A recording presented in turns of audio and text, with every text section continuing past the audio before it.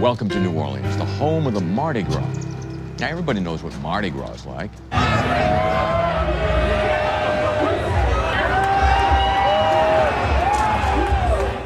But here in New Orleans, people know that there are many different sides to the Mardi Gras.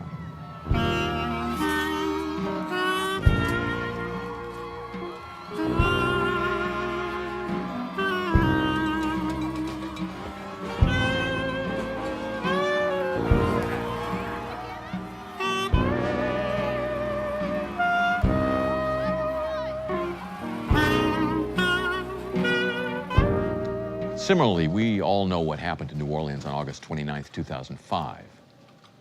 Katrina. The biggest natural disaster. Katrina was a natural disaster. A major American city went through a natural disaster. Unlike Katrina, where you had a natural disaster. Katrina, the hurricane, did so much damage in New Orleans. This natural disaster befell New Orleans. And yes, it's true, the Mississippi Gulf Coast did suffer devastating damage from a hurricane that day. But as a part-time resident of New Orleans, I became aware over the weeks and months that followed the flood, as did everybody else here, that there was a very different side to that story.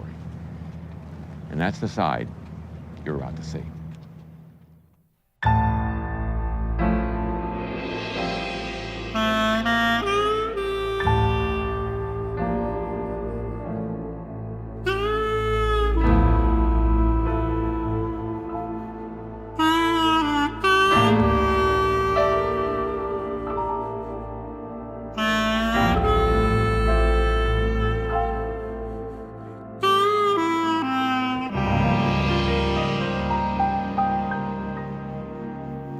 Aside from the occasional oil slick, New Orleans is enjoying a remarkable recovery right about now.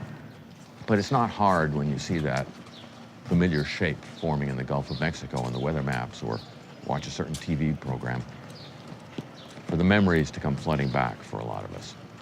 It's amazing, even to New Orleanians, how big a part of this area flooded and how fast.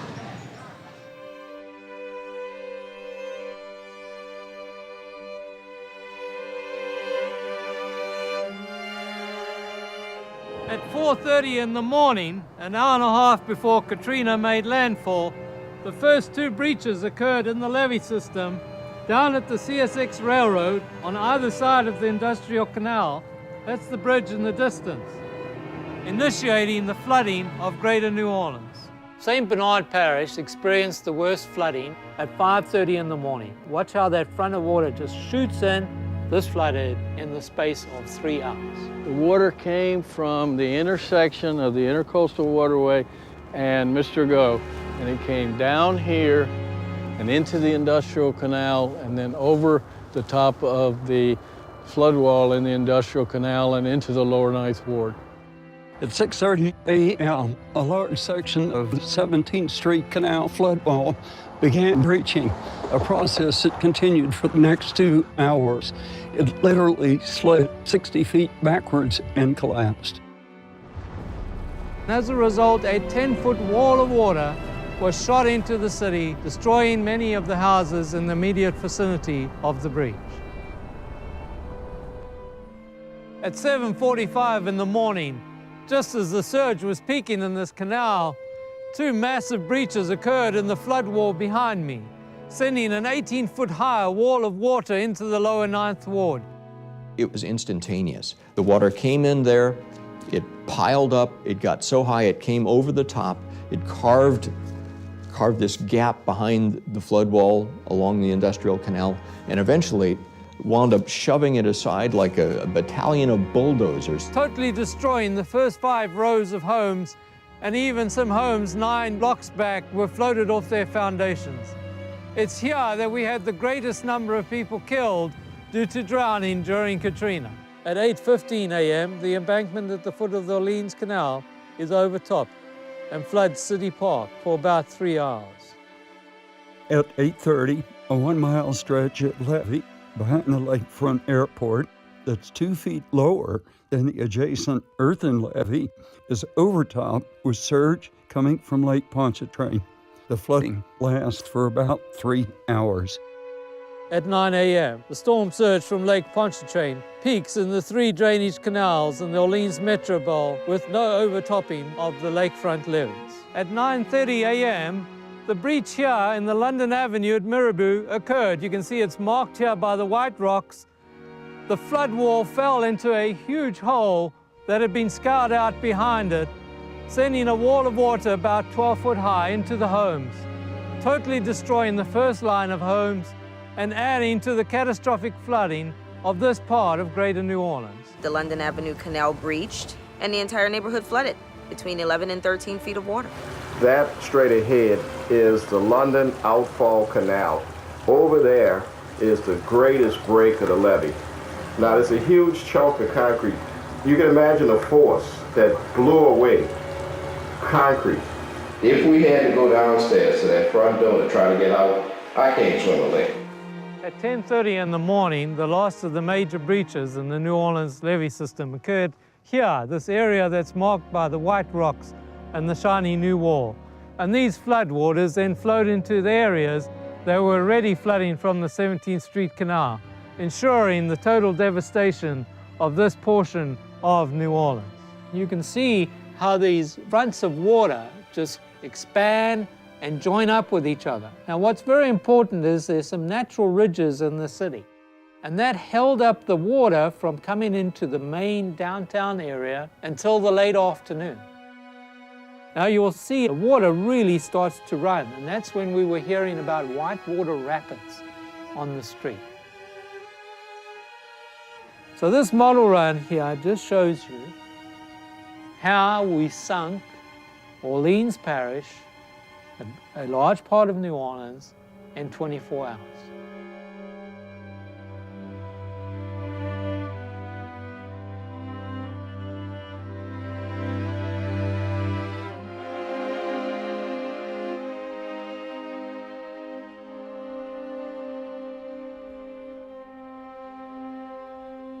I had started to realize in the early 1990s that New Orleans was super susceptible to being drowned by a hurricane, by the surge associated with a major hurricane. Dr. Ivor Van Heerden was born in South Africa. At the time of Katrina, he was the deputy director of the LSU Hurricane Center, which he co-founded, and also director of the Center for the Study of the Public Health Impacts of Hurricanes. And so I went after the research dollars so that we could better understand what the consequences would be for New Orleans and southeast Louisiana of a major hurricane landfall. And as part of trying to understand the surge dynamics, we acquired a storm surge model, which we then modified to work for our coast. And by the time Hurricane Katrina arrived, we had this model running in operational support to the state of Louisiana. I think I was carrying some extra baggage that had been left over from 40 years earlier. Dr. Bob B. is professor of civil and environmental engineering at the University of California, Berkeley. He began his career in the 1950s working for the U.S. Army Corps of Engineers. Katrina was repeating something that we had experienced as a family earlier called Hurricane Betsy. We lost all of our belongings, including wedding photographs. I had to swim back into our home to start the salvage.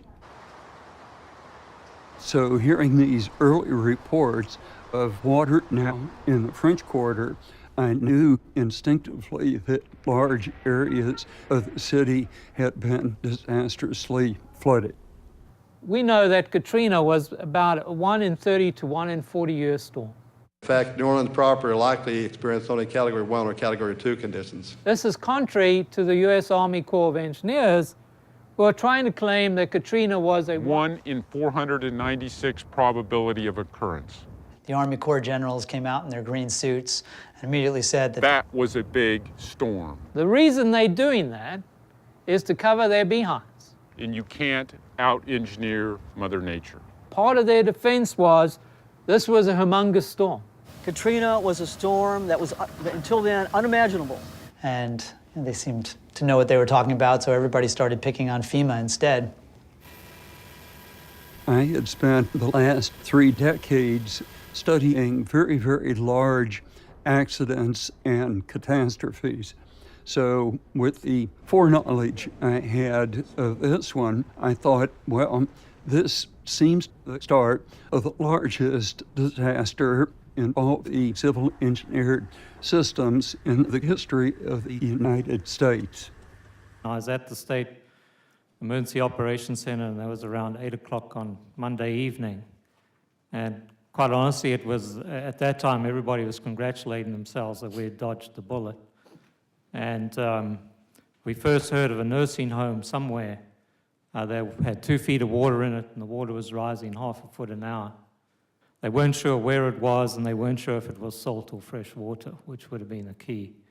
Then, as far as I know, they lost telephone contact. It became very clear to me Tuesday night that what happened at 17th Street and London Avenue, those breaches hadn't occurred because the water had overtopped the levees.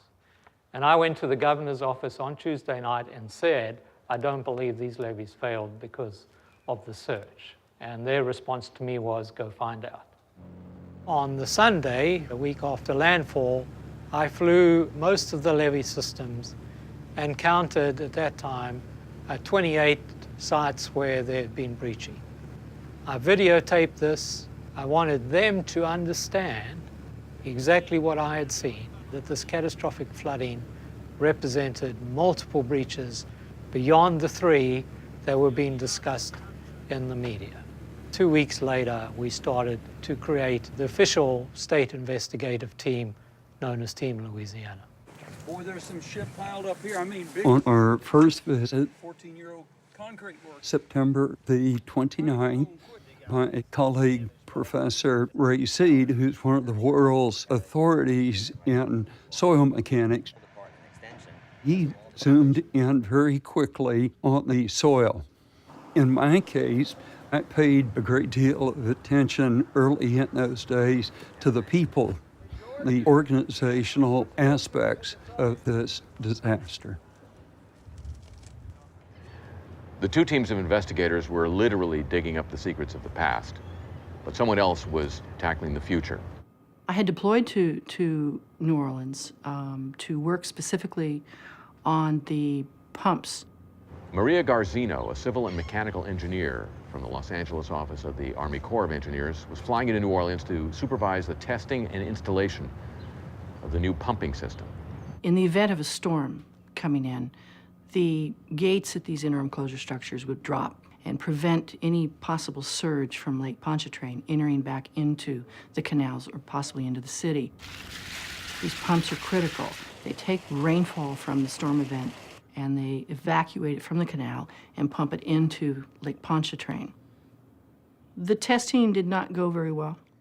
I put together a group of 6 engineers and scientists.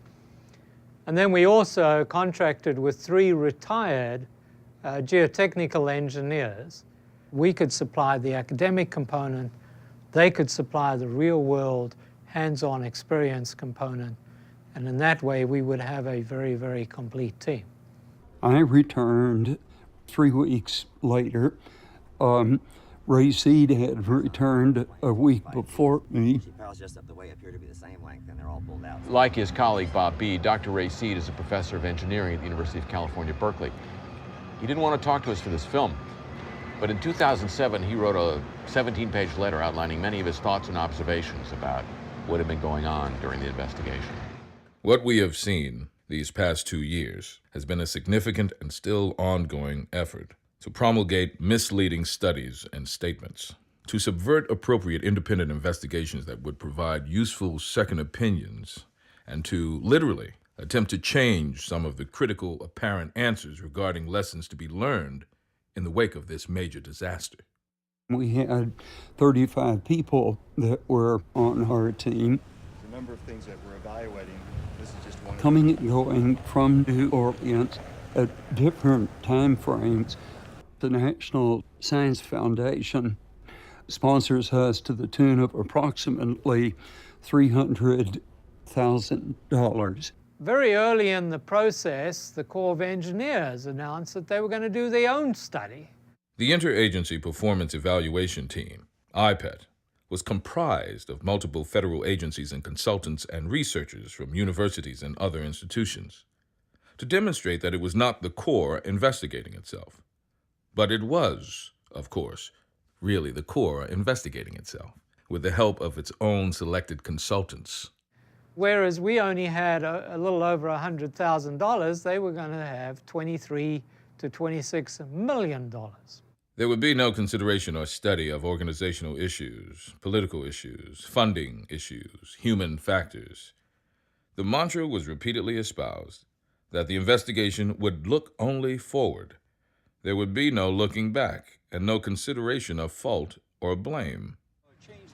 None of our investigation members received any salary for this work. We could never have afforded to hire these guys, risking their own careers uphill against the federal pressures, which were enormous at some times, to do the right thing because it was necessary and because somebody had to do it.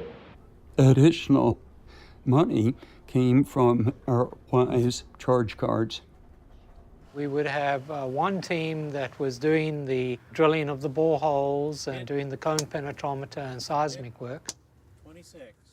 I love to dig in soil. I love to taste soil that way that you can sense soil. You taste it first to see how gritty it feels between your teeth. If it's very, very gritty, it tells you there's a lot of sand in the soil. If it's not that much gritty, it's probably much more silty. We climbed up into some of the buildings and we could very distinctly find the high water marks. We were collecting data such as stop clocks to allow us to interpret when the levees breached, at what time each breach occurred, and how quickly the water level rose. We were doing geotechnical investigations, and we were doing seismic surveys to investigate how deep the sheet pile was buried beneath the system. The American Society of Civil Engineers and the National Science Foundation field teams immediately realized the vast scope of ground that needed to be covered and the tremendous urgency as data was disappearing daily.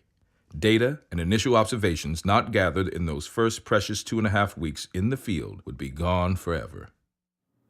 When I was in Florida at the manufacturer's testing facility, the pumps themselves were not holding up to that testing. They were, for lack of a better term, self-destructing. Instead of actually determining what was going wrong, the pump manufacturer was simply taking off the part that failed, replacing it, and asking for and receiving a lesser testing requirement. Essentially, instead of running it at full operating speeds and pressures, running it at lesser than. In other words, it normally would run at around 3,200 PSI. Now we're going to run it at 2,500 PSI, and that was in the hopes that it would hold together long enough to get through that testing phase. There was little done on the contractor's part to explain why were these failures happening. O-ring seal failures, high pressure line failures, vibrations, excessive vibrations, high heat, all of these things catastrophic. When we first arrived in New Orleans, it was essentially pretty miserable because we were struggling to understand this very complex problem. It tells us the wall fell first. The failure and the catastrophes. The water starts rushing in. Meanwhile, struggling with basic life, I'll call it sustenance and survival. This was a tough time. We'll follow the course of the investigations, but first... Welcome to Ask a New Orleanian. Why are New Orleanians sitting on their asses waiting for the federal government to repair their city? Well, the thing that pisses me off the most is they still think that we're all looking for a handout. Yeah, that's We're all probably sitting the on our thing. ass, waiting for the government to come in and do it and give us a handout. Especially when I rebuilt my house myself. I didn't get a penny from my parents. I didn't get a penny from my friends. I certainly didn't get a penny from the government. What happened with the storm was that the pervasive, endemic poverty was exposed. And I think that it presented a view that was misconstrued. We had gutted over 3,000 houses, businesses, and churches here in the 9th Ward. And now it's been the rebuilding for the past 2.5 years. I don't know who these people are that believe that people in New Orleans are sitting on their butts. There are clearly people who are sitting on their butts watching the news, and they've never been down here seeing people work every day.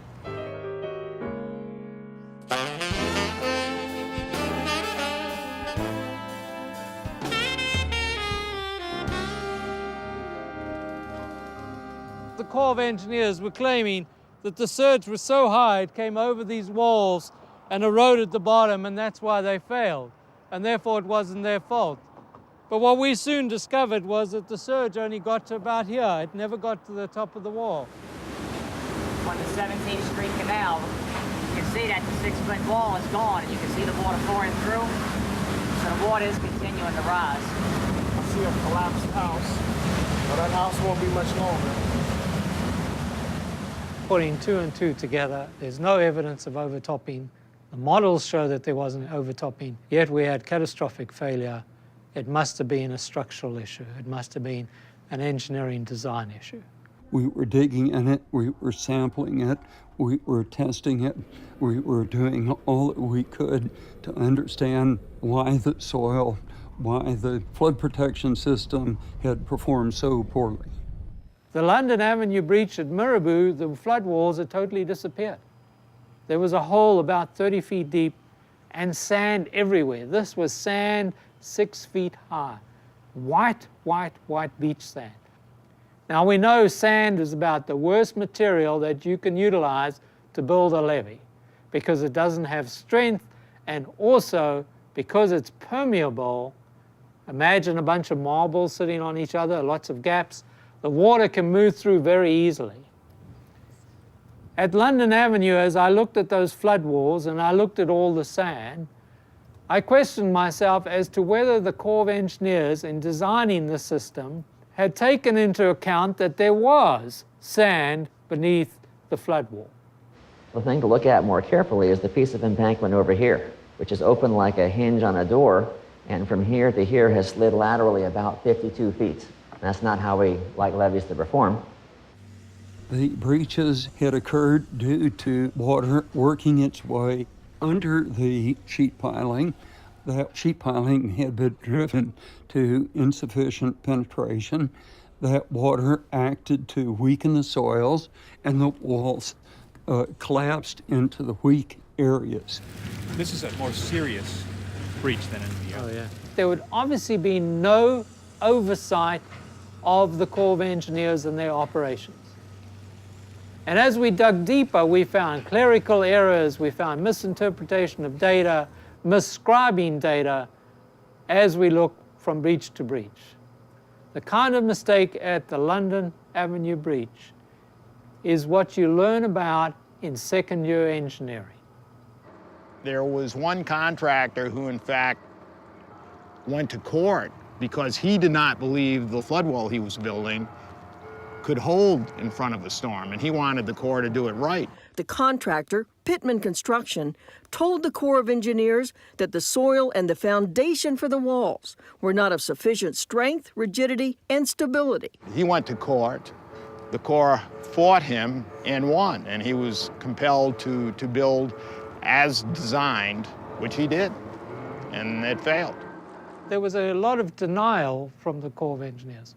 The conflicts were what we hoped or wished had happened versus what actually did happen. We heard towards the end of October that there was going to be a press conference. We had a meeting in the hotel the night before the press conference. We spent 4 hours late into the night arguing that the integrity of the independent investigations would be questioned. In the end, a Corps official put his foot down. If we did not all play ball, then the further planned fieldwork of the Week 2 teams would be canceled. a direct threat to the two investigations. What points can we gain access to? We noticed starting about April of 2006 that we were having some difficulty getting to sites. I got stopped one day at 17th Street and they wouldn't let me go on down to do my work. We're not hiding anything. We need people to help us, and we will accept any outside, whether they're universities or other government agencies, coming in to help us. The guys from Berkeley also were having problems, and then the Corps of Engineers started to erect fences around the site. The Berkeley fellas were blocked from 17th Street, and the Attorney General sent one of these lead attorneys down with bolt cutters. He was going to cut the locks, and he was going to declare it a crime scene, and then the Corps of Engineers wouldn't have access anymore. So you're not discouraging scientists from doing their work? Not at all, absolutely not at all. After a number of these sorts of incidents, the State Attorney General sent armed agents with us as we went to the sites. The explanations that we were bringing forward were counter to the early explanations that had been brought forward by the Corps of Engineers, so that there was that immediate conflict. And we subsequently heard that the head office of the American Society of Civil Engineers was trying to dictate to these engineers what had gone wrong. And so they were going to release a very weak press release. We were being told that we couldn't tell the public what we thought had happened. One of my friends from the Netherlands, he wrote on a piece of paper a note to me, passed it to me like we used to do in high school. The note said, "This is a cover-up."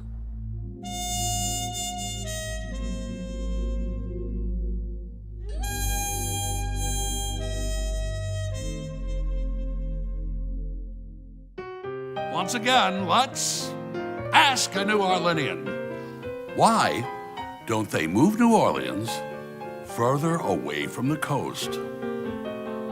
Well, it's a nice idea, but it sort of conflicts with reality. The idea that you could move New Orleans is totally antithetical to that sense of place. Exactly. It is here. How do you pick up St. Louis Cathedral and Ursuline Convent and all The of these, French Court. The French Court, like anything. Mid-City, Tremé, the 9th Ward. No matter how hard you try, you'd never duplicate my 120-year-old home. You can't pick up those buildings and move them. It's the port. Period. Asked and answered. Period. That's why you shouldn't move New Orleans. The more we ran these pumps, the more they failed. When I would bring up the issues to higher command levels that we have problems, I was constantly being corrected by the contractor, who would call New Orleans personnel and state that they thought those requirements were too stringent, saying, "No, we're fine, everything is fine, we know what we're doing." These types of assurances were false to me and hollow. They weren't based in any real type of technical expertise or know-how. Because none of the testing went as planned, and a contractor was not addressing these in a manner that was reasonably suitable, I was asked to not leave until we actually had a successful test.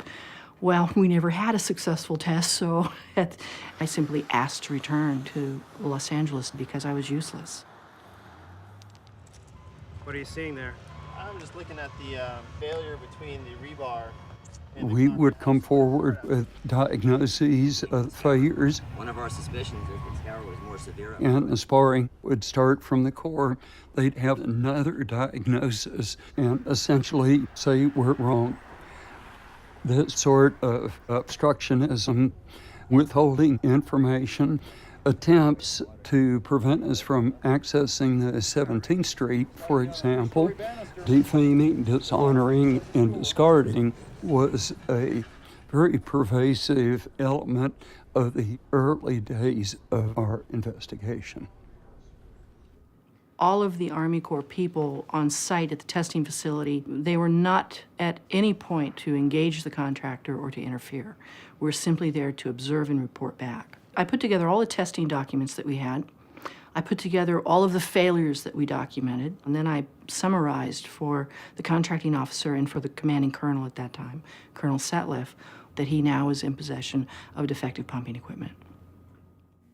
The Corps hired a public relations company to help them put some spin on what they were releasing, trying to discredit any of our outputs, and then to try and get experts jealous of each other or, upset at each other, which of course didn't work. If you have pumps that won't work, which these don't, you're approaching June 1st, and you realize that the prospect of no pumps means zero pumping capacity. The prospect of putting pumps that have design defects in means you might get a bucket full here and there. For how long, you don't know, but you at least have capacity. You have some capacity. So if you're in the public eye, Lake Pontchartrain. In front I thought the water came this way. if you're getting beaten to death every time you go before the public, Breakthroughs along there that the water. it's pretty attractive Every time we go to these meetings, the date is pushed back. to make it all sound okay. Orleans, East, Lake Pontchartrain. And I think to some extent that had something to do with it. When Hurricane Betsy came in 1965, when Hurricane Camille came in 1969, those were major hurricanes. They made the river flow backwards. By some measurements, both of them were bigger hurricanes or worse hurricanes, more intense hurricanes, than Katrina. But Betsy flooded 20% of the city, and after we built higher, stronger flood walls, Katrina flooded 80% of the city. Something happened in that 40 years in between. Hurricane Andrew made landfall in Louisiana in 1992, and its path came up the central part of Louisiana where we have extremely healthy wetlands. So in terms of the wind between the coast and Morgan City, which was some 20-odd miles inland, the wind lost 50% of its energy. And that is an example of how valuable those wetlands are in reducing hurricane impacts, both wind and surge.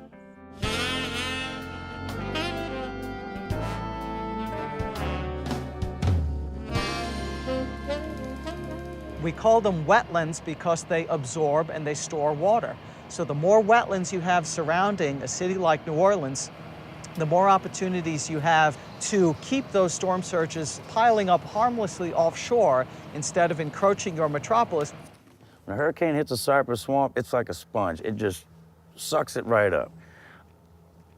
I mean, there's no better protection from storms than this. Right now, we're sitting in the middle of a swamp in Slidell, Louisiana, right on the edge of the Pearl River right here. And you see it's a beautiful spot, man. Love it. I'm looking for crawfish right now.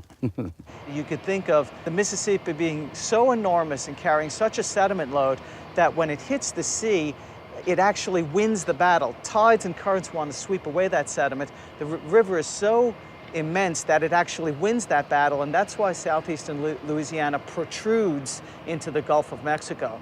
So all of this stuff was built by the Mississippi, and it's supposed to continue to build out. We started questioning that basic premise and started measuring old maps and aerial photographs, and to our amazement discovered that the coast was no longer building. In fact, for the last, since about the 1930s, it had started retreating. When you put levees along the river to keep the river in check, it's not spilling off into the tributaries anymore. This open water that looks like, unfortunately, a bit of a graveyard now, used to be a very vibrant cypress swamp. If you could imagine trees behind me that were 30, 40, maybe even 50 feet high. And unfortunately, because of the changes of the coast, because salt water has encroached, has come in much closer to areas than it used to be, this cypress swamp is no longer in existence. It's open water. And that is what has happened to much of coastal Louisiana. That's why New Orleans, this area that I grew up in as a kid, that used to be an inland city, is now a coastal city and very, very vulnerable. This coast that was built over literally thousands and thousands of years was destroyed in less than 100. On the coast where the waters rise, a way of life slowly dies. Oh, damn country let us down, we all about to drown. That flag is ours too, you know we trusted you. There's nothing left to say, you just turned away. The swamps I grew up in are gone. When you feel your entire history being wiped away, I think it really hits to a place in your heart that you didn't know you had. It's phenomenal, the amount of land that's been lost. I mean, the entire state of Rhode Island, nearly the entire state of Delaware, that size is gone. Coastal wetlands were home to probably the most effective barrier against hurricane storm surges ever invented, namely cypress trees. After Hurricane Andrew, I noticed that although a lot of trees had just snapped like matchsticks, you could go into an area where there were cypress trees and you could hardly tell that anything had come through. It's amazing to me that we've gone from growing this state, or the accretion of land to the tune of 1 square mile a year, to flipping that to the loss of 40 square miles a year. It's an acre every hour. You know, I mean, can you imagine losing an acre of land every hour to open water? If you snake down the Mississippi River, it's going to be 120 miles. But if you get up in an airplane from where we are right now, it's less than 5 nautical miles to the open waters of Lake Borgne, the Mississippi Sound, and the Gulf of Mexico. I mean, it is literally around the corner now. The window of time in which we have to turn around coastal restoration at a pace faster than the sea is rising and the coast is eroding, it's as short as a decade or two, okay? Well within a generation. New York's built on a rock. As sea level rises, there's not much you can do about it except move.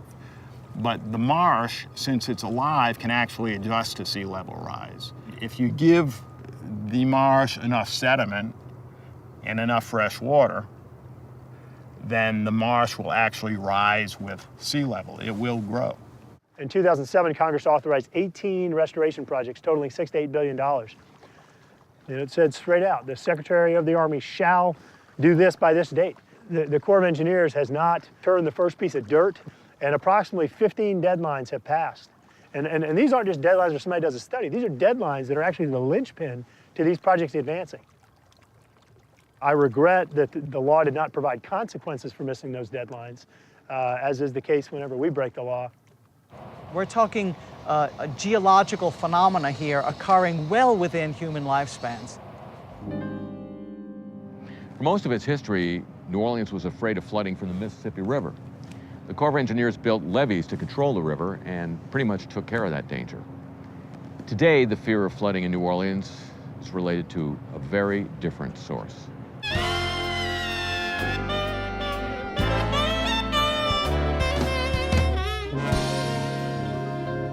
As this investigatory process went on, and as it became clearer that they are in possession of defective pumps that aren't going to work when you need them during a hurricane event, the interim closure structures with installed pumps morphed from being a 50-year lifespan into a 3 to 5 year lifespan. They performed very well since they've been constructed, but they were constructed with a very limited design life. These were intended to be interim. As you can see, there's no look of permanency. While they're very large and massive, they don't have the life, the useful life that you'd see in a more permanent structure. Roughly, what has been spent to this point is somewhere between $700 and $800 million, and it's likely more than that. The Corps did fast-tracked what I call a temporary system, though it's so massive it's hard to believe it's temporary. Karen Durham-Aguilera is director of Task Force Hope here in New Orleans. That means she's in charge of the entire construction project of the new hurricane risk reduction system, as it's called. She talked to us for this film only on condition we did not discuss the past, just the Corps' present work. Everything we did on this system, both the interim system as well as all of this work of this nearly $15 million program that we're building, we didn't do a benefit cost ratio. The interim gated closure structures with installed pumps was authorized and funded by Congress with the understanding that these pumps had a 50-year lifespan. Embedded in the document is an economic analysis where it's clearly specified that these pumps and this project would cost a particular amount, had a lifespan of 50 years, and a corresponding benefit to cost ratio of 7.3 to 1. There was an emergency, a disaster had occurred, so we were charged by Congress to get a system in place that had a 1% chance of protecting Greater New Orleans, and that is what we did. By May the 14th, 2006, we delivered the National Science Foundation-sponsored study. The Team Louisiana report was released in January of 2007. The New Orleans Hurricane Protection System was managed like a circa 1965 flood control museum. Design assumptions and policy made in 1965 continue to diminish the system today. Local officials were all too ready to believe glib assurances from the nation's premier civil engineering organization that they were well protected against a 100-year hurricane flooding. Design histories for the hurricane protection system showed a pervasive trend over time towards substitution of less reliable structures for more conservative designs. The New Orleans Corps District was one of the first agencies to directly map coastal wetland loss in Louisiana. But this was never incorporated into design philosophies. Instead of the required analysis, design memoranda for the New Orleans East and Chalmette levees substitute the following disclaimer. Due to the short duration of hurricane flood stages, no erosion protection is considered necessary on the levee slopes. Where higher-level reviewers identified potential problems, they were rebuffed by New Orleans district personnel, citing professional judgment. The Corps appeared to accept the hurricane protection system's inadequacy, with a complacency that undercut efforts to sound alarms and begin pressing for improvement. An analysis of all factors affecting levee elevation is part of FEMA requirements. It is inexcusable this was not done for the most critical urban coastal protection project in the country. Design procedures and standards employed for many elements of the flood protection system can be traced back to those intended for protection of largely unpopulated agrarian land, not a major urban region. Design levels of safety and reliability were nowhere near those generally used for major dams, because dams are considered to pose a potential risk to large populations. Both failures at the west edge of the Ninth Ward were due to underseepage. Like many sections of the flood protection system, these sheet piles were too shallow to cut off these underseepage flows. The catastrophic erosion of these two critical levees at the Mr. Go need not have occurred. They could instead have been constructed using well-compacted clay with good resistance to erosion, and they could have been armored. A large number of engineering errors and poor judgments call into question the integrity and reliability of other sections of the flood protection system that did not fail during this event. Well, there were several lessons learned, and they're really all identified in the IPET report, which was put together by really an independent group from across the nation. To add credibility to the IPET report, the American Society of Civil Engineers would provide an external review panel. The whole process was set up to be a very narrow track along which the train would run. The American Society of Civil Engineers would be paid $2 million for its part in this. They took an objective view of what was here on the ground and how well things performed during Katrina. That might have been construed as a potential conflict of interest, but as it turned out, that would have been to significantly understate the matter.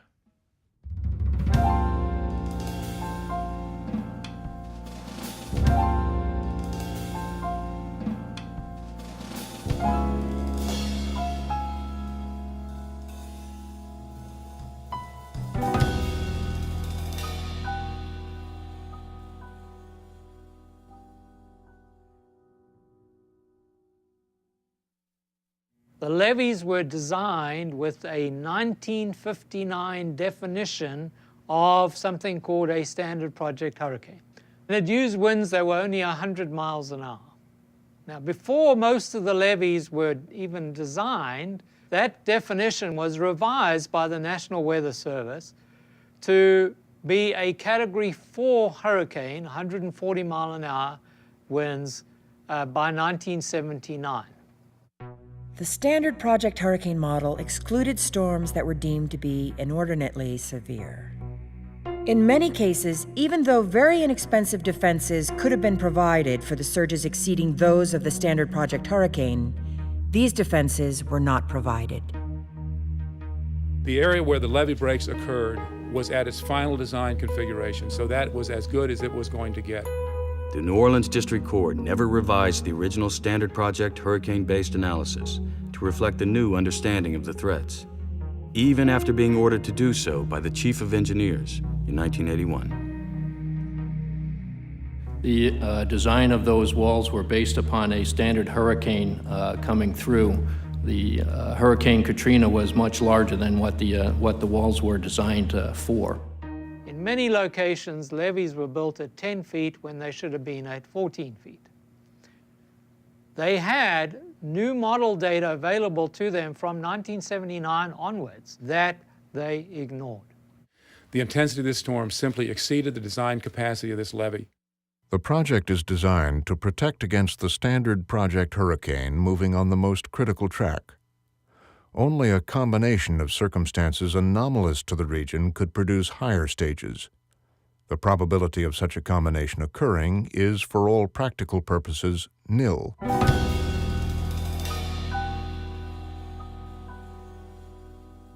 This was not a natural disaster. In fact, this was a very unnatural disaster. This was a disaster caused by people.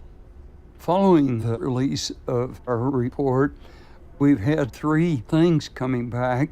Attaboy, go for it, keep it up.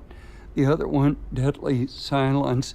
And the third one, please shut up.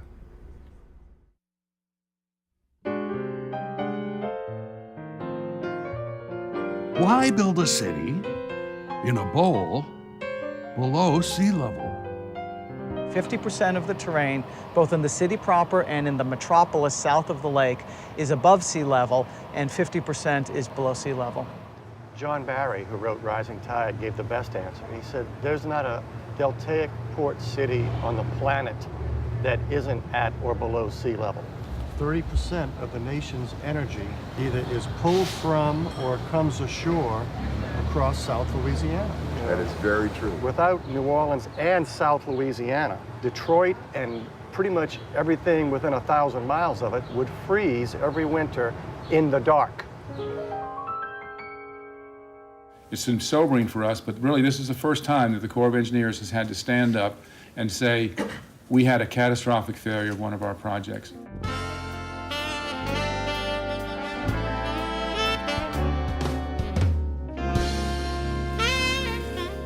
In 2000, I was a reporter at the Washington Post. I had just started an investigative beat, and I was writing about crop insurance. And somebody said to me, you know, crop insurance is the worst thing for America's rivers since the Army Corps of Engineers. I kind of said, what did the Army Corps of Engineers ever do to America's rivers? And I spent most of the year investigating how the Corps was sort of cooking the books of its environmental and economic studies to justify these preposterous boondoggles. When they were doing their cost-benefit analyses of, you know, what these things were worth, they literally did not include in their equations any value for human life or any value for the sort of geometric progression of a catastrophic event. Had those things been part of the equation, there would have been a lot more investment in the levee system before the storm. And they really do focus in on, you know, the glories of spline regression techniques and other kinds of things that only somebody who reads unpronounceable statistical journals would ever have any interest in. But that's part of the point, because if your smoke is thicker than the other guy's smoke, then it can look like you really know what you're doing. The majority of the Corps budget is military projects for the U.S. military. And there, the Corps has really been relatively uncontroversial. They have a client, and they seem to do pretty good work for that client. The controversy has involved their civil works project.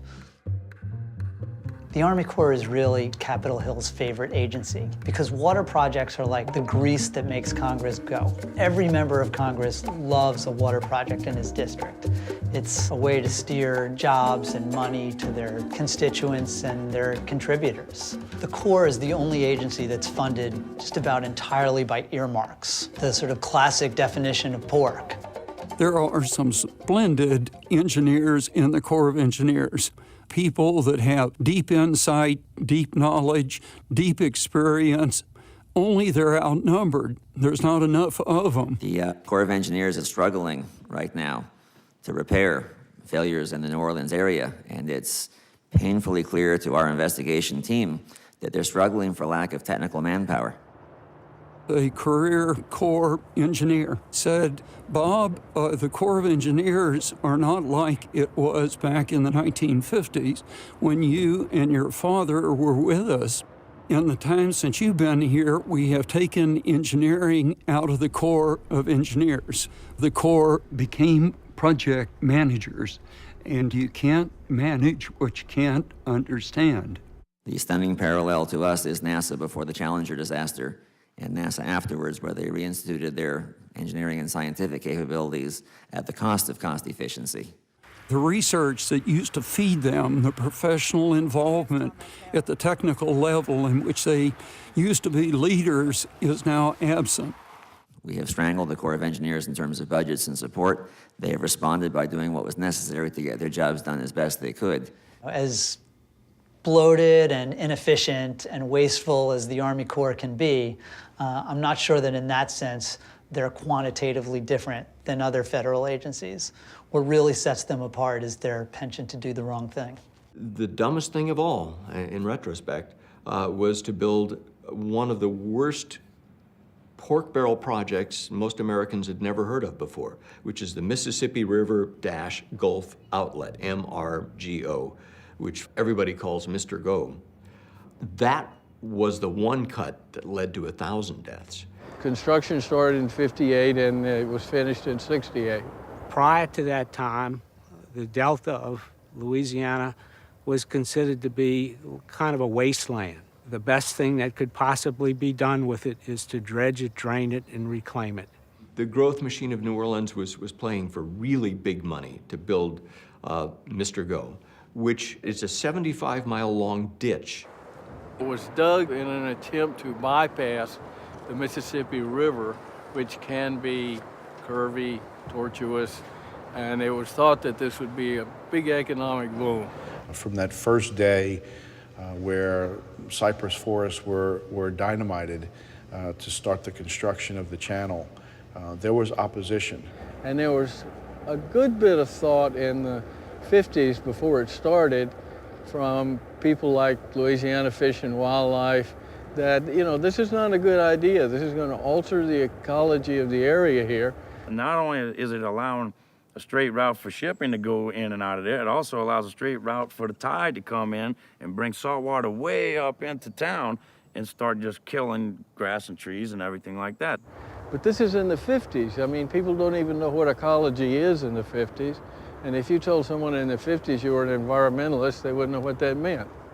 In 1972, the first report that we produced was submitted in a public hearing to the Corps of Engineers. It was in that report that we first coined the phrase, the funnel. The Mr. Go funnel is very simple to understand. You just have to look at a map and look at the V and understand the water's coming up the V, and what's it going to do? It's going to get squished and it's going to rise. The Corps vehemently denied that this effect would occur. They conducted some mathematical, statistical model studies that said that, you know, this would not happen. The biggest problem is they were digging through marsh, and it's not firm, and so you could dig 35 feet down, but the sides would slump in, and then they would have to go in and re-dig it, and then the sides would slump in more. So there are places where the ship canal, if you want to call it that, is 1/4 of a mile wide just from the slumping sides. And each time the Corps would go in and dredge it a little bit wider, that would let in more salt water, which would kill more plants, which would create more of a problem. It was a self-feeding disaster. When Mr. Go was built with a 35-foot depth in 1968, we weren't even building ships with that smaller draft anymore. So it was basically obsolete when it opened. No one really asked the question, is this thing going to be economically sound? Maybe it would have been good for commerce had it been built right away in 1921, 1923, but by the time it was finished in 68, it was an afterthought. In the last year of full operation, which was 2004, there were only about 10 round trips by ships that actually needed the water depth for Mr. Go. And the Corps spent about $15 million that year in maintenance dredging. So do the numbers, 1.5 million per trip. And they were mainly carrying high-value products like scrap metal and frozen chickens. $10,000 per ship mile. We generous American taxpayers poured $580 million into that ditch over the years. Much of that from dredging it again every year. As long as the exercise of cost-benefit analysis makes it look as though building Mr. Go was a net benefit for the economy, then you go ahead and build it. And the people who benefited from that, the people who own the dredging companies, who own the shipbuilding companies, it's a process of concentrating the benefits into the pockets of a few political beneficiaries, spreading the costs to everybody else, and hiding the risks. And in this case, the risks included the fact that people died who didn't have to die. The Corps first denied that there was any funnel effect and that water coming down this portion of Mr. Go that we're standing beside wasn't what flooded the city. Well, now they're building a multi-billion-dollar wall out there to prevent what they said didn't happen. In a location that we had identified decades before. Well, I don't know what you mean by a frontal effect, but it's a barrier to water. The Mississippi River Gulf Outlet is now decommissioned. A 10,000-foot barrier, almost 2 miles long. The Lake Borgne Surge Barrier is the largest design-build civil works project in the history of the Army Corps of Engineers. It is more than a wall. It's two 150-foot gates. It's a wall, it's a flood wall, it's barriers, it's really a state of engineering marvel. And it's really unique and one of its kind in the world. There are similar facilities, but we've never done anything like this to this scale in the United States as well as elsewhere. Mr. Go is here forever. They moved more dirt to build this thing than they did the Panama Canal. It will never be filled. So we have reached the point where we can build projects that are so big that we can't undo them. It'll never be undone.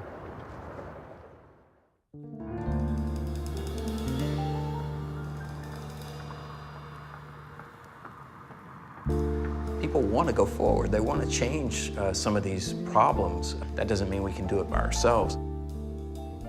My whole premise is that we need information and help from the Dutch.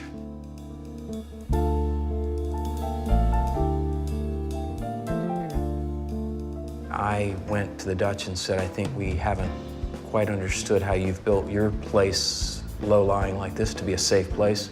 That was November '06, and then that went forward, goes forward. The premise that the Dutch have is that you try to keep the soil as wet as possible. We don't really want to pump it dry. We actually want to keep it fat. If you dry the soil out, it shrinks because it's soft, organic soil. That dryness allows the organic matter to decay. This opens up more cavities. The land drops, it compacts, it falls below sea level. But what you want is to stabilize that groundwater level.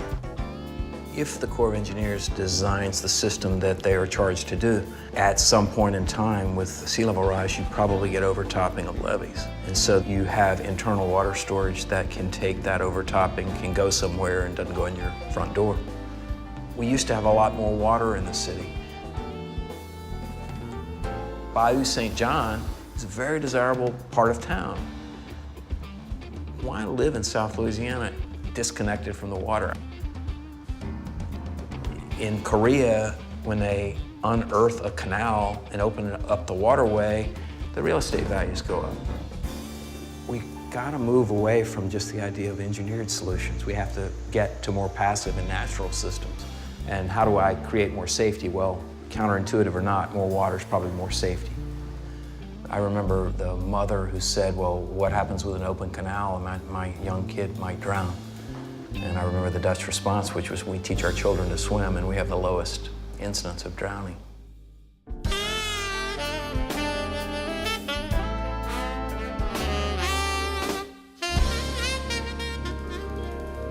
I got a request from some lawyers to participate as an expert witness in a suit they were proposing against the US government related to the consequences of the Mr. Go construction and the flooding. I spent 25 years in New Orleans off and on, and I got a call from some of the leading trial lawyers in Louisiana asking me if I'd come down. As soon as the airport opened after Katrina, met with a half dozen lawyers who wanted to try to do something. We could show if the Mr. Go had never been built, the Mr. Go levees would never have failed. So the whole of St. Bernard Parish would have been dry. It's the largest suit ever against the United States of America. They have two unique advantages against you. They make the laws and print the money. And in our American system of justice, the only thing that you truly can do is that you can file a lawsuit. We filed suit in April of 2006 on behalf of 6 victims in New Orleans East, the Lower Ninth Ward, and St. Bernard Parish.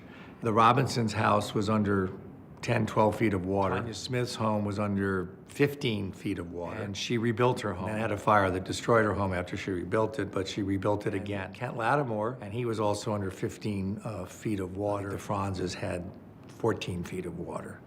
Some of my clients contemplated suicide.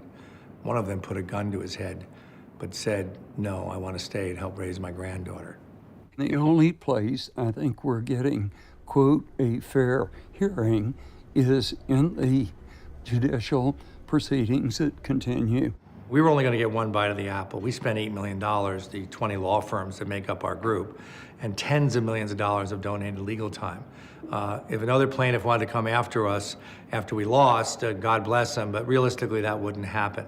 So we knew we had one shot at the king, and we wanted to make sure we were prepared. The attorneys came to LSU and met with the then LSU Chancellor, Sean O'Keefe, and he told them that if I testified against the Corps of Engineers, if I testified against the federal government, especially given that President Bush was in office, that I would be fired. We set about the business of trying to contact other experts, and we hit the wall. I can't tell you how many people we spoke to who said to us, we cannot work with you, we cannot talk to you, we cannot associate with you at all. I turned to my colleagues and said, well, would they serve as expert witnesses for the plaintiffs? And their responses were, Bob, we would like to, but we can't. It's chilling, because if they don't testify, the trier of fact doesn't hear the truth. Our team reviewed 4 million pages of historic Army Corps documents, what the Army Corps did with regard to the levees and the Mr. Go beginning in the 1950s. I think the Corps has always been pretty transparent. They're pretty open in the way they go about not doing the right thing. In 1988, the Army Corps wrote a report that emphatically and unambiguously said that if we don't do something about the destruction of the wetlands and the widening of the Mr. Go, someday there's going to be a catastrophic flooding of New Orleans. That's precisely what happened. They never heeded this advice, never even heeded their own internal memoranda. So in this legal story is a story of the hope for prevention in the future. And without that legal story, I would have no hope. The canons of judicial ethics preclude a judge from commenting on the merits of a case that is pending. The case involving the Mr. Go, I have already decided, but it is still pending because it has been appealed. So I'm simply reading from the opinion that I've already written, which is a matter of record. The Corps' lassitude and failure to fulfill its duties resulted in a catastrophic loss of human life and property in unprecedented proportions. The Corps' negligence resulted in the wasting of millions of dollars in flood protection measures and billions of dollars in congressional outlays to help this region recover from such a catastrophe. By 1988, it knew that indeed all of the engineering blunders that it made now put the parish of St. Bernard at risk, despite the existence of a levee which it had spent money to construct. The Corps cannot mask these failures with the cloak of policy. At some point, simple engineering knowledge, like a wave wake is going to destroy the surrounding habitat and create a hazard, cannot be ignored, and the safety of an entire metropolitan area cannot be compromised. The Corps is called out all the time because they're not very good at covering their tracks. So there have been plenty of federal judges who have talked about how dysfunctional they are, how recalcitrant they are, how defiant they are. Well, we value all the constructive criticism we get, and we'll produce a much better product and serve the American people much better when we take a hard look at all the constructive criticism that we get from a wide variety of sources. And we do welcome that because we'll be a better organization as a result of it, and we'll be able to serve the nation and produce a better system here when we take all of that into consideration. The court finds that the Corps' negligent failure to maintain and operate the Mystico properly was a substantial cause for the fatal breaching of the Reach 2 levee and the subsequent catastrophic flooding of the St. Bernard polder occurred. As to the North Shore, the callous and or myopic approach of the Corps to the obvious deleterious nature of the Mystico is beyond understanding. I felt after his ruling came out, just for a moment, sorry for the Corps of Engineers, because if you read that ruling, you realize that the Corps of Engineers has absolutely nowhere to hang its hat.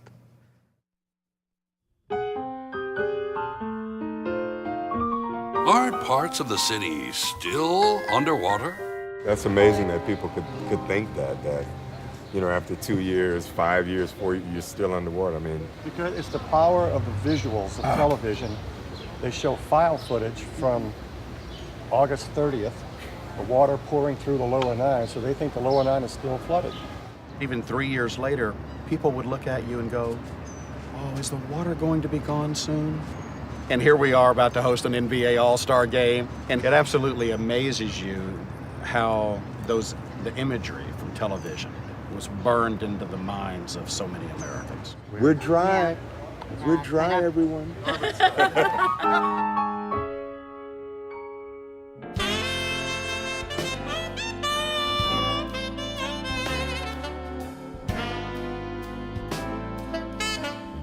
One of the ugliest things to happen in the wake of Katrina has been the apparent campaign of retribution now being exacted against those that crossed the Corps.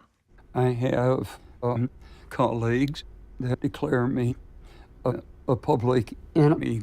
I have colleagues that won't talk to me anymore. But such is the price of standing up. On the September the 21st of 2005, the Washington Post issued their story about the catastrophic structural failure of the levees, and immediately we noticed a total change in the way we were being treated on campus. Early November of 2005, I had to go to Washington, D.C. to testify before a Senate committee. University of Berkeley, when their scientist, engineer came up to testify before the same committee, they sent their whole public relations team and used it as a launch pad to go out and get $20 million for a new research center. When I came back, LSU called me before 2 vice chancellors and basically told me to quit talking to the press. This is fairly typical of some of the failures we've seen. Professor Ivor Van Heerden. Somebody from LSU had met with Corps of Engineers officials who had complained about me, and I guess the university for whatever reason, was reacting to that. That was the beginning. I wrote a declaration of what I believed to be a more truthful statement of what existed out there at these interim gated closure structures. And it was very detailed. And I gave the backup documents to show why I felt the way I did. And I also tried to explain why there's no way these hydraulic pumps will work. There's just no way. There's no way to say such with any engineering certainty.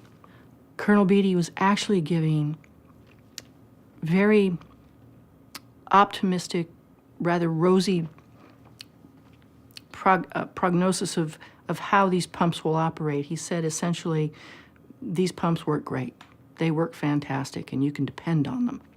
Well, I attempted to deal with it, and I don't know how well I did or didn't deal with it, but I attempted to deal with it in an open and transparent manner. I tried to put myself in the shoes of the people who had to live through this greatest natural disaster in the history of our country. And now Maria Garzino attempted to inform her superiors of the defects she was discovering in the pumps. She had no idea what was in store for her. I tried to determine what was the most expedient way for me to bring this issue forward without having to go another year into a second cycle, which would mean another hurricane season. I contacted Chief Counsel. I initiated an internal investigation. What was causing these failures? Review or something. See that the Army Corps looked further into do it in a timely manner. I started that process. General Creer, the commander of Mississippi Valley. This happened outside of my district. Quote, look into my concerns. These are two different commands. Issues that they brought forward for investigation. Interpreted what my concerns were wholly different than the issues I had asked to be looked into. I'm trying to remember where I went next. The Department of Defense Inspector General, Chief Counsel, Chair of the Government Oversight Committee, a lawyer, very much threatening and intimidating, changing my testimony. Special investigator at the FBI. There were a few things in between. The GAO report had come out also. I had a rather strong response, so it's like a non-investigation. It was a disgrace. I never heard back from them on that. I was very concerned at that time. The people of New Orleans, God help us if a hurricane came. The moment, literally the day after, I filed a report, a disclosure with the U.S. Office of Special Counsel, and someone inside the Pentagon had decided that they would leak this document to the press. And it was once the document was leaked that I received the phone call from Chief Counsel at Sacramento, where she told me essentially that headquarters felt that I had gone outside my chain of command, and they were very displeased with me. I was the golden boy at LSU, and immediately that changed. I knew if we got into this, we were going to have a big fight, and that we could lose our jobs. And I asked my wife if she was willing to take that chance of me losing my job for us to do this. And she said it was fine. By filing a disclosure through the U.S. Office of Special Counsel, I become a whistleblower. So there are certain protections that are afforded me by doing that. How valid they are or effective they are, I think is in question. I can't think of many people that would say that that is a protection that one should feel totally comfortable with. We wouldn't toe the line. We wouldn't keep quiet. We'd continue to speak out. They weren't happy about it. They weren't happy about all the media requests. They weren't happy about the documentaries. In an effort to bring accountability and a better resolution, hopefully, to this process, the U.S. Office of Special Counsel had gone out on their own and hired their own outside independent engineer, Apparik. They do not do work for the Army Corps. They are not connected to the Army Corps or DOD. And the individual, Gil Lucas, is a true expert in hydraulics and in pumps.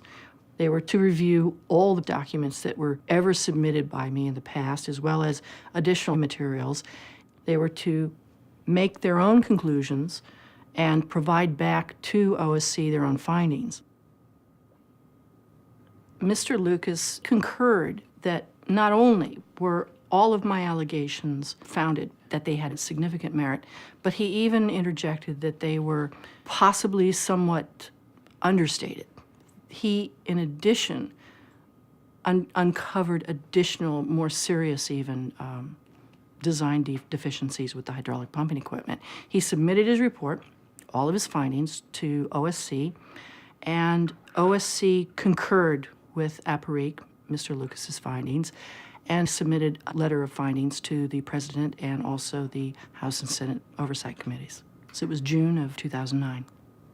There has been no response. I'm not going to comment on the Office of Special Counsel and the Department of Defense, but I will tell you that there have been numerous internal reviews of the work, external reviews of the work, audits and so forth. The reality is we got a system in there as quickly as we could to protect the community, and it works. One of the darkest examples of apparent retribution has been the effort to terminate the employment of Dr. Ivor Van Heerden and two of his colleagues at the Louisiana Hurricane Research Center in retaliation for their leading roles in the state of Louisiana's independent investigation. They took away my right to teach, took away my right to administer big projects, cut me to one-year contract renewals. The LSU Hurricane Center no longer exists. The LSU Hurricane Public Health Center no longer exists. Everybody who was part of Team Louisiana no longer works at LSU. My health is in the toilet. I've gained 40 pounds. Those bikes you see up there, I used to ride them 100 miles in one shot. What was very comforting, if I should say it like that, was we now had answers. We now knew why. We had engineering, we had concrete reasons, engineering reasons why these systems were failing. And if anyone thinks that they're going to make it through an actual hurricane event, that's not possible. And now we've proven that. When they couldn't get my own faculty to get rid of me, they made the decision to terminate my position. What was very insulting is they couldn't tell me why. You know, I felt like a good pair of shoes just being cast off. At a recent national conference of the American Society of Civil Engineers, I was called publicly by a colleague as an enemy of the United States. That's painful. My career with the Corps, fundamentally, it's pretty much over. It's been over for quite a while. I've had any meaningful work was stripped years ago, at the start of this process, actually. And it's only snowballed into as complete a stripping as you can possibly get. I am currently still employed with the Corps, and I'm deeply grateful to have a job, but I miss having a real job. So some rather unpleasant consequences for the people who had gone public with what they learned about the disaster. What about the people who were present at the creation of the mistakes that led to the flooding? Were there any negative career consequences for them? You know, I really, because of the time that I was involved with the effort, became involved with the effort down here, I'm not really aware of any of the details associated with that at this time. Not that I'm aware of, and when I said that I was fairly certain mistakes were made, I said that in the context of we're human and people make mistakes, and you know, it's really easy to sit back on Monday morning and armchair quarterback a football game. And that's been pretty consistent in Corps history. It's an agency that's always failed upwards. When its most catastrophic failures have been sort of growth opportunities. After 53 years, if I build something and it falls down, I don't care about a lawyer or a law, I am liable. There have been generally no consequences for this catastrophic failure. Well, we want to ensure that folks are accountable and responsible for their actions. I have no doubt that heads should roll. The fact that Ivor's is the head that seems to be rolling is the height of irony. The president of LSU has also recently reportedly received $12 million to help the Corps to prioritize its projects. The argument can be made that this represents payment of $12 million to do a job that does not exist, and for which LSU would not be qualified anyway. The invitation to perceive that as potential payment for the retaliatory firing of Dr. Van Heerden and his colleagues would then be great indeed. I'm a state employee. I'm paid by the state of Louisiana. I felt it was my state duty to do the research and to do the investigations that I felt were necessary. Why else was I being funded by the state of Louisiana? So it's very hard to bear. Sometimes there's 2 o'clock in the morning, you wake up and you ask yourself, why? What did I do wrong?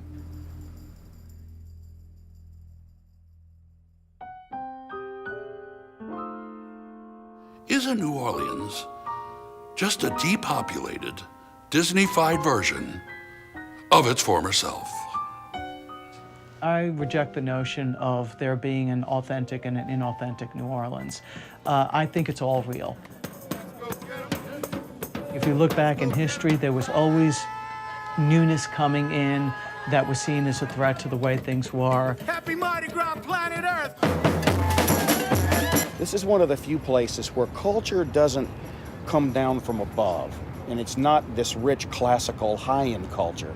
It's culture that comes from the Caribbean and Africa and Spain and France and America. And I don't believe in authenticity or inauthenticity. To me, it's all real. The 7th Ward is real, Gentilly's real, Bourbon Street is real, the bad restaurants are real, the good restaurants are real.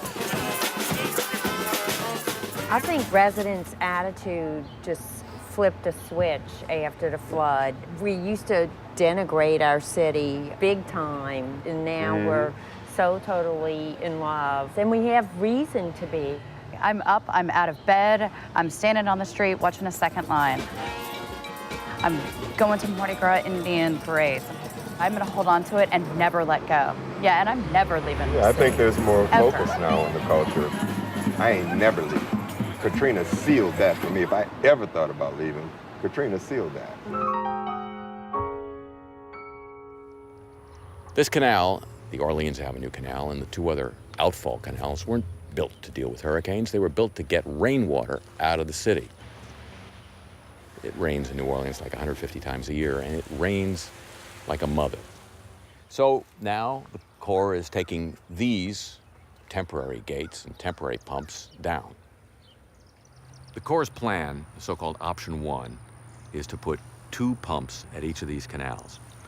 The old city pump, the one that pump out rainwater, is down around the bend there. And then the new gates and pumps will be about here. And these old gates and pumps, these interim ones, they'd be torn down. So you've got 2 pumps at each of these canals, each run by a person, having to coordinate during a time of emergency. It's a common event to operate pumping stations in tandem and parallel in series. Well, what's important here is the protocol. We have a protocol that is in owner's manual, so to speak, that we practice several times a year with the Corps and the Sewage and Water Board as the primary folks, so that everybody knows the role, knows where to go, knows what to do. That sounds like trouble to critics of this plan who prefer Option 2, a single new pump right here, keep out both stormwater and get rid of rainwater from a deeper canal. The Corps contends that only Option 1 is within the congressional authorization and budget, even though they have admitted that Option 2 is technically superior to Option 1. If you went with some of the other options, you're not going to have any greater hurricane risk reduction, but you'll have less pumping stations, 3 less, and you have less moving parts.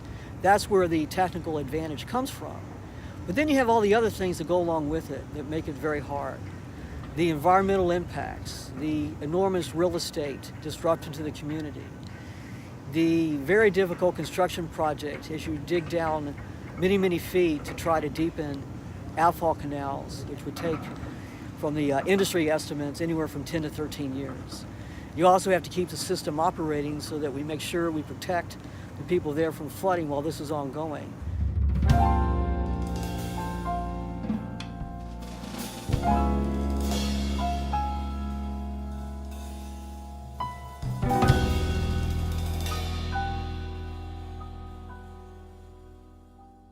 Now, where those breaches occurred, the walls have obviously been repaired, correct? Yes, sir. And a completely new, better design was used. That's correct. Wherever there is not a breach, which is, 99% of the walls we're talking about, there is the same old faulty design that led to the breaches. So those walls where it didn't breach are not being redesigned or not being rebuilt under option 1. That's right. Yes, sir. They would be under option 2. They would be redesigned, sir. And I assume rebuilt. We just wouldn't redesign them. We'd build them that way. Yes, sir. Your chief of operations in New Orleans at a public meeting said very forthrightly at the public meeting, quote, "So when you compare option 1 to option 2, this is a no-brainer, folks. What do we tell residents in the area why you want to move forward with option 1? Senator, in the same report, it shows that option 1 could be more advantageous considering the engineering challenge and the construction complexities of option 2. To me, that means it's cheaper. What am I missing? The bottom line is that the Corps built poorly designed flood walls, and now they want to put the responsibility for their errors on local interests. It is incomprehensible that an agency of the federal government would be allowed by Congress to only partially correct such a serious error and dump the responsibility on local government, as would happen under option 1. As you said, you've only been given the dollars to do option 1. Didn't Congress give you the dollars the Corps and the then Bush administration asked for? Yes, sir. When you say you only have the money to do option 1, it's because you only asked for the money to do option 1.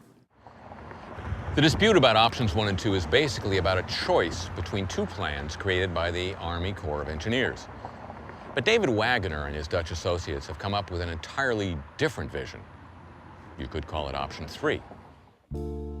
Dutch Dialogue 3 brought in another 20 or so Dutch professionals. Worked for 3 days on the area between the London Avenue and Orleans Avenue canals. We looked at creating a water system. To talk only about drainage says I'm going to solve that one problem, but you aren't looking at how you can create value. Moving consciously to a biological model and not an engineering-based model, there needs to be an integrated program. It's not as simple as saying the Corps of Engineers is going to have to fix it all and just get rid of the water, because the first premise is you store water where it falls. If you don't get this foundational level right, if you don't get this underlying strata right, if you don't have a strategy to deal with the flooding and the water, all your investments are bad. And it's not just New Orleans.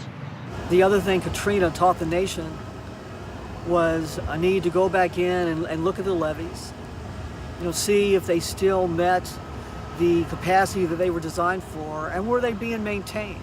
According to the Corps of Engineers, around the country there are more than 100 cities that have levees which may not be protecting them as well as they think. Hello, Sacramento. The Army Corps builds incompetent levees in New Orleans, and Congress says, here's 10 or 20 billion, go fix your mistakes. It's going to be very difficult to change the culture of that agency. The Army Corps destroys wetlands, and then Congress says, here's some money to go fix them up. Whether we like it or not, it was political. Now, I don't say political in a negative sense, just it was political. Congressmen and women and senators want Army Corps projects in their districts. They want to bring home the bacon. It's part of how our government works. This work is civil works. It is appropriated annually by the Congress of the United States. Who puts those members of Congress there? The contractors who get billions of dollars of Corps contracts give away millions of dollars of campaign contributions to the Congress. They appropriate based upon federal budgets, and things are negotiated, and decisions are made, and they're not easy decisions, but that's what we elect our representatives and our president to do. Every president of the United States since Franklin Delano Roosevelt, right up through George Bush, has attempted to rein in and reform the Army Corps of Engineers. It just has not happened. When it comes down to trying to fix the priorities of the Corps, it's been a bipartisan festival of gloom. We're still having a great deal of trouble seeing the important institutional behavioral changes that have to happen out on the levee, so to speak, to make sure that this time when we get a protective system in place, it's something that all of us can rely on. The local New Orleans Corps District has a half-century-long history of vigorously and successfully resisting meaningful outside technical oversight. That, of course, is not the national policy for the Corps. Why, then, has the New Orleans District continued to be allowed to resist this? The Secretary of the Army did put out some new reforms that were supposed to bring this rogue agency into line, and you would have thought that he had ordered the 101st Airborne to storm Capitol Hill. And there was an immediate uproar in Congress, and a week later they withdrew their really very mild management reforms. And Congress had sent a very clear message, which is, don't mess with the Corps. It's our toy. We get to play with it. In December 2009, I received notification from OSC that they had selected me for Public Servant of the Year. I was grateful for it on a number of levels. This is not about me, it's more about justice and making sure that this doesn't happen to others down the line. Scientists must be allowed in academic situations to follow the leads where the leads take them and be able to present their data freely and openly to the public, to the scientific community. Thank you. It's not all fun, it's not all games. If I have to take a few bad hits at the end of my career, I can and will take it. We're members of this nation, and that as we support other areas of the country, we are certainly grateful for the support that other areas give us back. 9/11, where the United States government had no negligence attributable to it. We appointed a special master who gave out $7 billion of money to the families of the 3,000 victims in an act of wonderful generosity. Why has New Orleans been treated differently? Even before seeing my own home, I knew that it was not about me or my property, that it was going to be about my community, because I was vested in it prior to Katrina and was going to do all that I could to make sure that we came back. One of the things that I have had faith in personally is the Corps' I don't think they want to be embarrassed again.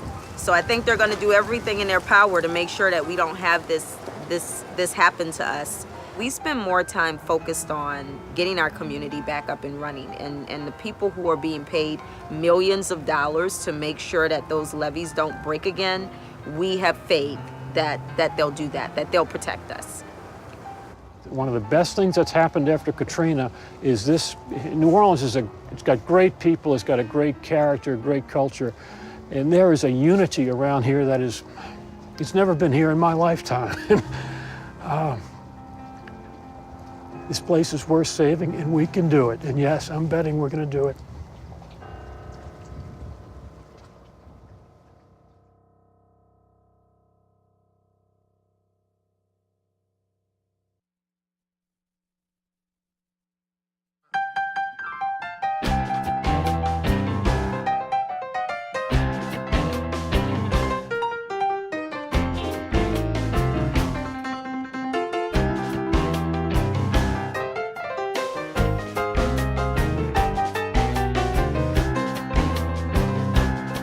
In the whole round world, there's only one feeling good and having fun, just like it's always been. It's gonna be a game. They're never gonna stop the party, and they never gonna stop New Orleans. We got people in New Orleans from most every place. It's a funky microcosm of the human race. I really like it like that. So tell me where y'all at. They never stop the pot from melting, and they never gonna stop New Orleans.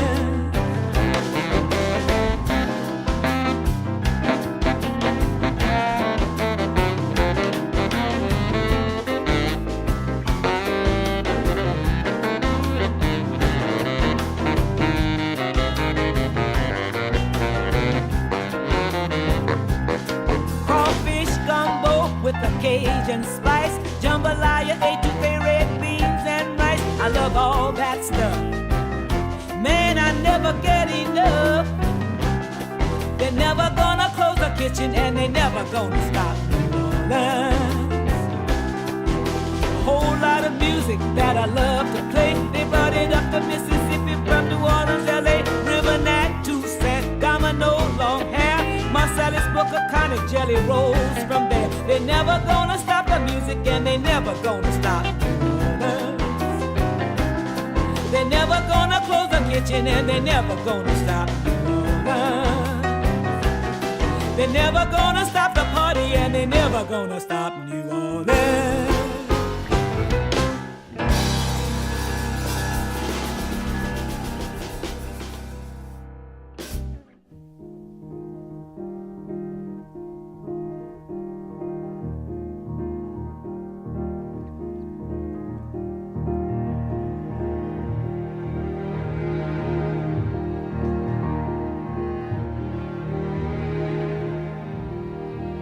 They said things down here were bound to change, and I said, never count your chickens, for the cracks begin to show. So we live in plague and party, common fright, knowing those little pills will remain on the bedside table at night. For all this talk